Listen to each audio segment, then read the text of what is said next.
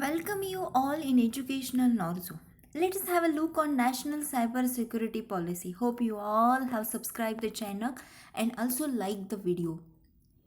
Now, what is meant by a National Cyber Security Policy? Basically, it is headed by a National Security Coordinator who reports to the NSA. The policy has three components that demonstrate task and authority. The existing Indian Computer Emergency Response Team, we called it as a CERT, will be tasked to handle the commercial aspects of cybersecurity, which including 24 by 7 proactive responses to hackers, cyber attacks, intrusions, and restoration of affected systems. As of now, cyber criminals seem to have no real threat of prosecution. Our job is to create a climate of fear of effective prosecution as in other types of crime. For the first time since the advent of dedicated computer networks in the Indian government, the National Security Council Secretariat NSCS has come up with a comprehensive cyber security policy for upgrading the security of systems and preventing them from being hacked, attacked, and malware or intruded upon. Let us why this policy is required. It's also one question. Why this policy is required? The reason behind this is that to prevent cyber attacks against the country's critical information infrastructure, to reduce the national vulnerability to cyber attacks, to minimize damage and recovery time from cyber attacks, for creation of a technical professional body that certifies the security of a network to ensure the overall health of a government systems. NSCS is advocating that initially the certification of networks could be done by private agencies. The long term plan is to create a technical body of professionals, all under 40, who will form the backbone of Indian cyber security. Now, why cybersecurity has become essential now? Lots of reason behind this. We see one by one. Misbehavior activities in cyberspace have expanded from a novice gigs to organized criminal gangs that are going high tech. Growing threat to national security. Web espionage becomes increasingly advanced, moving from curiosity to well funded and well organized operations aimed at not only financial but also political or technical gain. Nowadays, increasing threat to online services. It will affecting individual and industry because of growth of sophistication of attack techniques.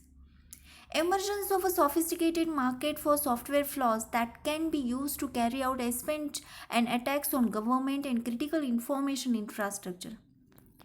Finding indicate a blurred line between a legal and illegal sales of software vulnerabilities. Nowadays, internet has become a weapon for political and military and economic expenses. You have a lots of example like cyber attacks have been witnessed from last few years, like Pentagon in US in 2007, Estonia in April 2007, computer systems of German Chancellor and three ministries, email accounts at National Informatics Center India, highly classified government computer networks in New Zealand and Australia. All these are the cyber attack we witness for this. The software used to carry out these attacks indicates that they were clearly designed and tested with a much greater resources than usual individual hackers. Most government agencies and companies around the world use a common computing technologies and systems that are frequently penetrated by criminal hackers and malwares. Traditional protective measures are not enough to protect against attacks such as those on Estonia, as the complexity and coordination in using the botnets was totally new. National networks with a less sophistication in monitoring and defense capabilities could face serious problems to national security. Online services become prime target for cyber criminals. Cyber criminals continue to refine their means of deceit as well as their victims. In summary, the global threats affecting users in 2008 is one of the biggest example of this. New and sophisticated forms of attacks, attacks targeting new technologies, attacks targeting online social networks, attacks targeting online services, particularly online banking services. There is a new level of complexity in malware not seen before. These are more resilient and are modified over and over again and contain highly sophisticated functionalities such as encryption. As a trend, we will see an increase in threats that hijack PCs with bots. Another challenging trend is the arrival of self modifying threats. Given the exponential growth in social networking sites, social engineering may shortly become the easiest and quickest way to commit ID theft.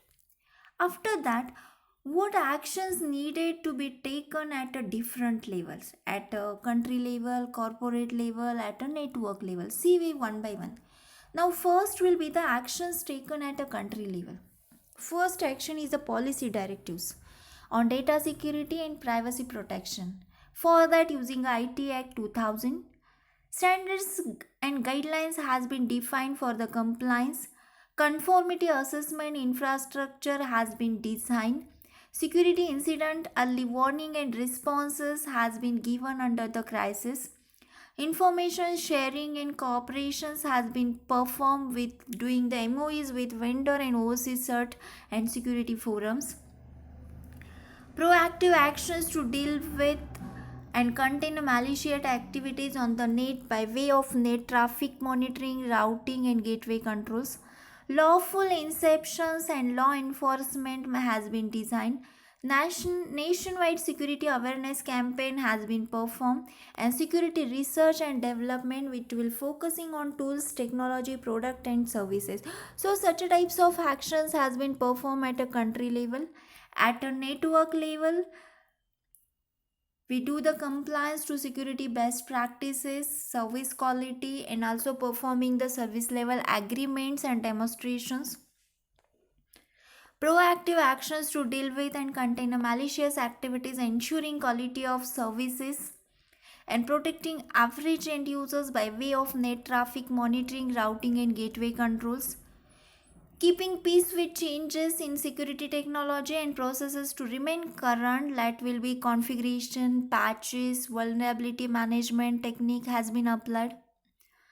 Conform to legal obligations and cooperate with law enforcement activities including prompt actions on alert, advisories issued by certain. Also use of secure product services and skilled manpower has been appointed. Apart from this, crisis management and emergency response technique has been performed. Actions at corporate level also taken, like a compliance to security best practices and their demonstrations, proactive actions to deal with and contain malicious activities and protecting average end users by way of net traffic monitoring, routing and gateway controls. Keeping pace with changes in security technologies and processes to remain current, configuration, patch, and vulnerability management. Conform to legal obligations and cooperate with law enforcement activities. Also, using a secure product and services with a skilled manpower. Crisis management and emergency response has been maintained at a corporate level also. Periodic training, upgradation of skills for personnel engaged in security related activities has been performed, and also promote acceptable users behavior in the interest of safe computing both within and outside the organizations. Apart from this, actions at a small user level has been performed. Maintain a level of awareness necessary for a self protection. Use a legal software. It will be updated at a regular interval also. Be aware of security pitfalls while on the net and adhere to security advisory when it is necessary. Maintain a reasonable and trustworthy access control to prevent abuse of computer resources also. So it become the actions had been performed at the corporate, network, country and user levels. Now next will be how this policy can check cyber crimes. By facilitating international cooperation arrangement, it is an invital reality that some countries will become a safe havens for cyber criminals and international pressure to crack down won't work. It is believed that in next few years, governments are likely to get aggressive and pursue action against the specific individual groups, companies, regardless of location. It is also likely that governments will start putting pressure on intermediary bodies that have the skills and resources, such as banks, ISPs, and software vendors, to protect the public from malware, hacking, and social engineering. We may see industry sector codes of practice demanding improved security measures backed probably by assurance and insurance schemes. Greater connectivity, more embedded systems, and less obvious perimeters has been used. Compliance regulations will drive upgrades and changes and also increase system complexity and legal wrangles. It will increase in civil suits for security breaches. Massive data storing patterns that ensure data never goes away, a boon to law enforcement agencies. Again, it will enabling the government also. That is, as a key stakeholders in creating appropriate environment conditions by way of policies and legal regulatory framework to address important aspects of data security and privacy protection concerns. National cybersecurity policy will ensure amendments to Indian IT Act and designing security and privacy assurance framework risk management plan also.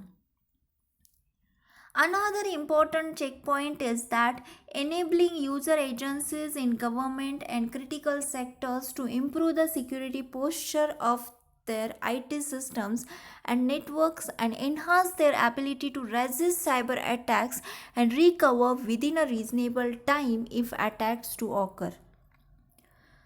Formation of security standards guidelines of IT security auditors, creating a network and database points of contact and Cisco of government and critical sector organizations for smooth and efficient communication to deal with the security incidents and emergencies. Also, it enabling the certain organization to enhance its capacity in outreach and to achieve force multiplier effects to serve its consistency in an effective manner as a trusted referral agency. Specific actions basically include National Cyber Security Strategy, National Cyber Alert Systems, MOU with different vendors, MOU with CERTs across the world, Network of Secretarial CERTs in India, membership with the international regional CERT forums for exchange of information, and expertise and rapid response targeted projects and training programs for use of and compliance to international best practices in security and incident response. It also take a consideration of public communication and contact programs to increase cyber security awareness and to communicate government policies on a cyber security. Then let us discuss the suggestions for fortification of cyber security policy. Number of suggestions are there. Social, economic, political, and technological background should be taken into account while finalizing this policy. As India is a developing country, as it should be considered not in continuum with developed world while finalization of this policy. Short and long term consistent realistic objectives should be there in the policy. Fundamental root issues should be addressed in order to be able to sustain secondary issues. Policy should consider available resources and their budgeting to support the short term and long term objective. Policy should not be static in nature so as to be tuned to the changing needs. There must be a provision for a constant review in order to improve the policy and remove the impediments if any. And finally, IT is required to create a security assurance ladder. Security control emphasis depends on the kind of environment. So there is a low risk if you are awareness, if you have a awareness, that is, know your security concerns and follow best practices. Then medium risk, if awareness and action was there, proactive strategies leave you a better prepared to handle security threats and incidents. In high risk, awareness, action, and assurance. Since security failures could be disastrous and may lead to unaffordable consequences, assurance, it will be basis of trust and confidence that the security controls work when needed most is essential. So, let us you have a detailed idea about the national security policy in how we can use it, how it is beneficial, and what type of precautions has been taken at a country level, network level for giving the more and more secure environment. So, thank you very much. Never forget to subscribe the channel and like the video. Thank you.